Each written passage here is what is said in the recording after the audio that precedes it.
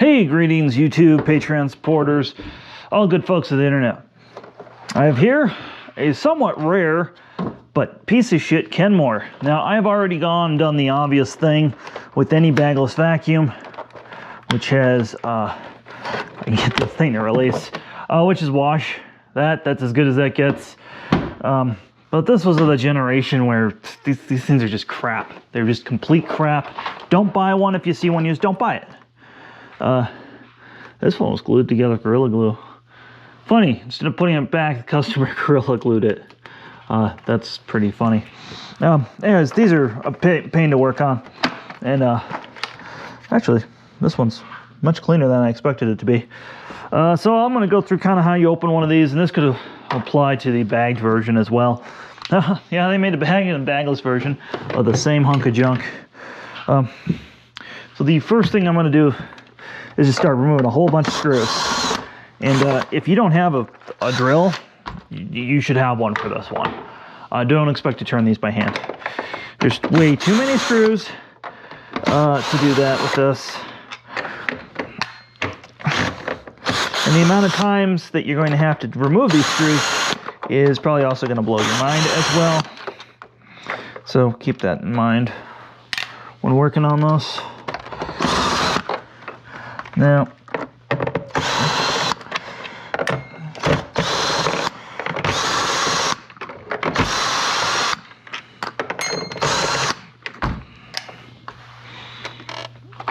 come on. All right, there's a clip right here. There's nothing of value to be lost if I break this. This is a slightly different release than the bagged one. That does need to come off first. Anyways, so all that should now come off, right? That we think of that's how a vacuum comes apart.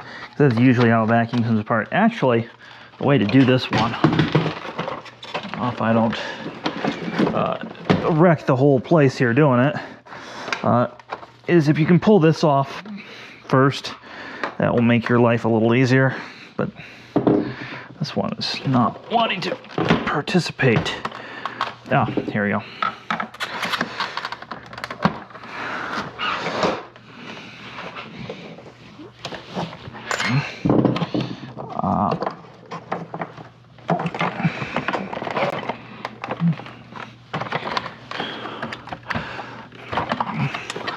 Oh, I forgot about this. You need to pull this whole thing off. This is all like, this is just like layers upon layers of ridiculousness.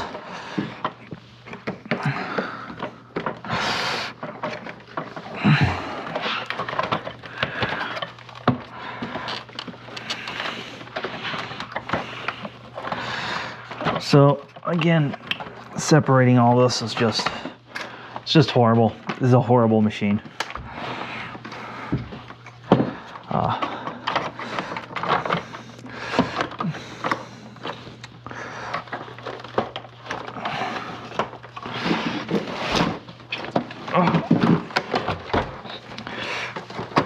So the way to pull this apart is to go through here. And this one doesn't want to separate, of course.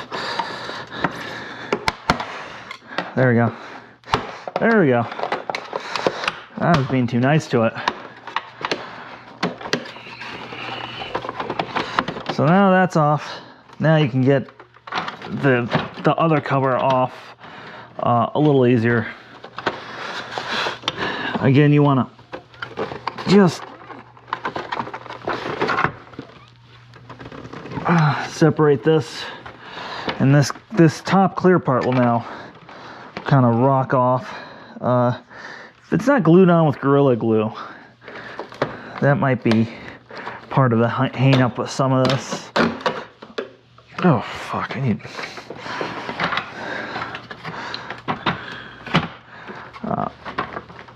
oh boy, you see how everything doesn't like to separate? Nothing feels good or nice about this, how this separates. Oh boy. See how that junk's not separating? Because that needs to actually go through the other side. But because Kenmore. So you'll hear vacuum techs refer to this with, they'll pronounce the K as a C. We'll call it a certain unt more. That's probably accurate. All right, now we can pull all this apart and get to it. Yeah, that makes sense. This just totally makes sense how you should service a machine. This is very service friendly, right? Like, this is complete hunk of junk backwards bullshit. There we go. All right, so that's how you separate that and get that apart. Now you're left with some wiring and a brush roller. A brush roller with a fucking motor stuck in it. That's smart. Not. So now you want to wash this, you want to get this clean. Huh, good fucking luck. Yeah. So that's how that's going to come clean right there. And now I have to go wash this jumbo assembly because it's big and nasty. And now let's say I want to wash the brush roller or get the brush roller clean. Oh look, I have to separate this crap. Oh. Now, there isn't just a wire in here. They put the thermal sensor right there. So now I've pulled that apart and you can see the motor that's in there. Now you can pull this bearing out if you really want. But I'm just going to go wash this in the sink like this and try not to get this part too dirty. Let me clean this stuff up and I'll turn the camera back on. All right, get ready to watch me struggle as I put this hunk of junk back together. I've already put the wires where they should go. That usually helps. I kind of feel like they might be flipped the other way. It's been a cold minute. And again, I don't really have like an affinity to this machine. Yeah. So once you do that, basically all this just goes like so. And then you see how all that is. Now I gotta flip it. Like so. And now some of this has to go, or I guess all of it has to go in this little path in here. And that's like I said, the problem with this. There's so much wiring going. Like the reset and all that, that should be in here. It shouldn't be over here. Well, this should be here. But I digress. I didn't design it. Nobody asked my opinion. But there it is. There's a little doodad that goes right there. This thing, it's like ultra wriggly, ultra bleh. Lubrication does not help this too much, unfortunately. Now, if you go put this on, it's not going to fit. So again, I said you're going to watch me struggle, because now we got to do this.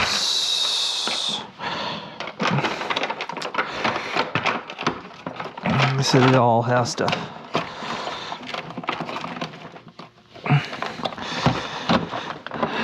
go in there, kind of like that, but not. You know, it's nothing that's kind of, nothing really ever lines up on these quite right. It always, I've done it tried doing this several different ways over the years, and they're never quite right how they line up. Up there's my hose. And we got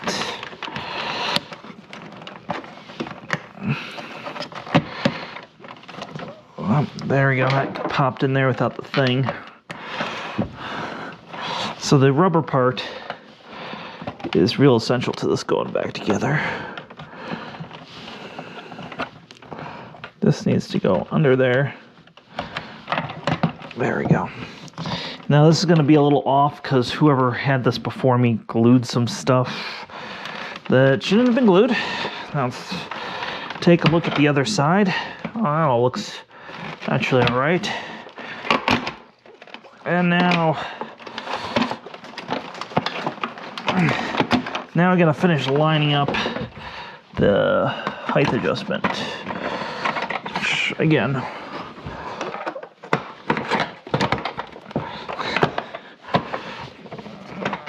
so So now if I do this, all right, I think that's everything.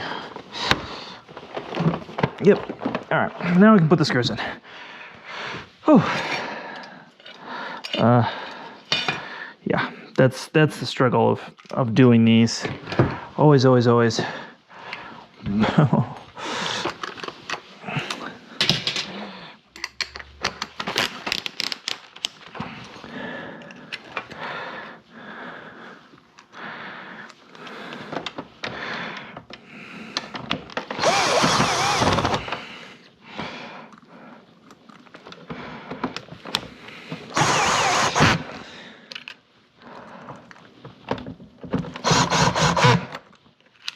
Just start doing this.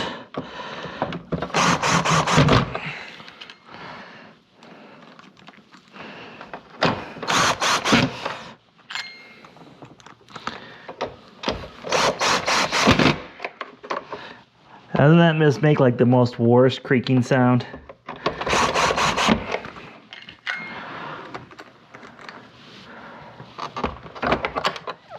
Get another one in there.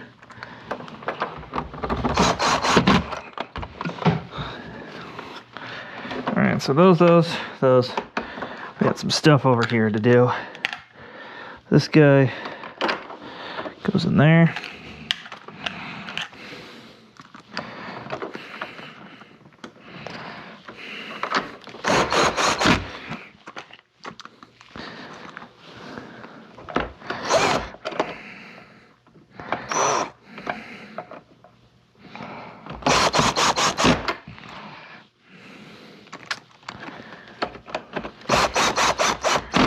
All right, that part was done.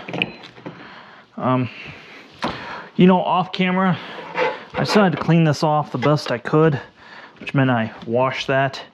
I'm still gonna wash some of this real quick with a rag or wipe it down. Make sure the bagless system, especially these early bagless systems, they are just horrendous in terms of separating even coarse dirt. Bag system wasn't particularly great on this either, but it's definitely better than this. All right, so this guy, only 3 screws. And what's weird is this is like the exhaust on the bag version, so they kind of reversed the flow where the ducts are between bagged and bagless. Here we go.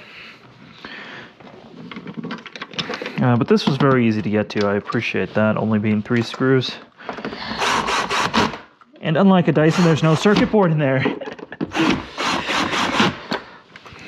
Got circuit boards elsewhere, though. All right.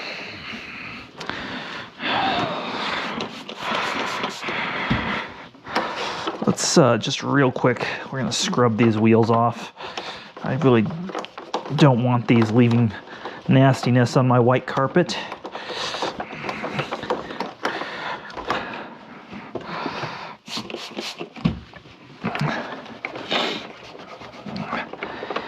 And there's a shortage right now of 409. Haven't been able to find 409 since the pandemic started.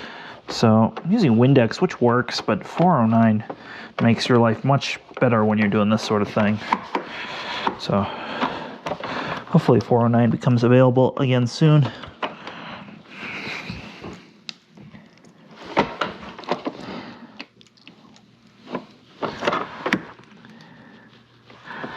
Just want to put a little bit of oil on the axles, help everything glide. All right.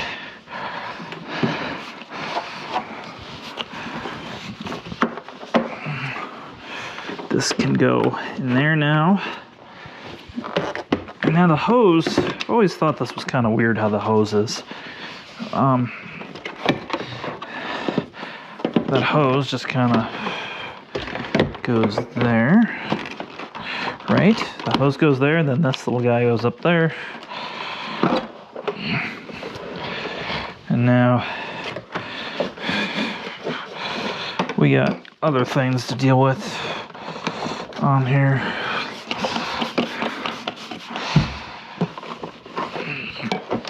I mean, it really is a brilliant red that they used on here. can tell it's not the best plastic, but who cares when it's this color? So a little tip off camera, I brought this machine outside and just ran it for a few minutes, and the purpose of that was just to blow and clean out the exhaust as much as possible and get as much dirt flowing out of the machine that was in the machine as possible before you put the post motor filter in, because once you put this thing in, I'd say this is good for maybe a month of vacuuming at most. Like these really were horrendous, the amount of dust that they would put in their filters. So that's going to go there. I probably need to clean that up just a little bit. In terms of the paint marks, obviously I've already done that most of the way. So that just goes on there. I think at this point, the thing to do would just be to spray some back polish on it, which really is worth the extra money, or the effort, I guess, just to get your specific vac polish. It's not that much more expensive than Pledge, but sure leaves a nicer shine, and you can really use it as a polish as well. So we'll just do that, get it vac polished up. And some of these things like the rubber and stuff really are gonna, a little bit of this will shine right up and look a lot better than they did. Still not perfect, it's never gonna be perfect. Because this, like I said, but this is good enough for me. And probably good enough for anybody who really wants to use a bagless vacuum or have one of these. So yeah, that's basically what you do when you service this style of machine. You don't do much more than that. Again, I've seen a couple people get real critical, you know, oh, why aren't you doing this or that? But this is a disposable machine. It's meant to be disposed of. The fact that it's even still around right now, it's kind of weird. So I'm going to be doing a video on just like how quirky and bad this was. And then I'm probably going to release it out into the wild, and hopefully some collector who really wants one of these can have it. So thanks for watching. If this video helped you, give it a thumbs up. Any questions, comments below, let me know. And I guess there's one more thing to do, which is let's just fire it up. Let's see how bad it sounds, because these have just horrible sounding motors.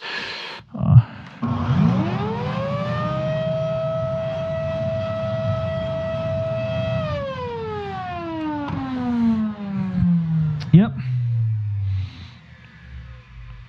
That motor's on its way out, as you can tell, and I'm not surprised.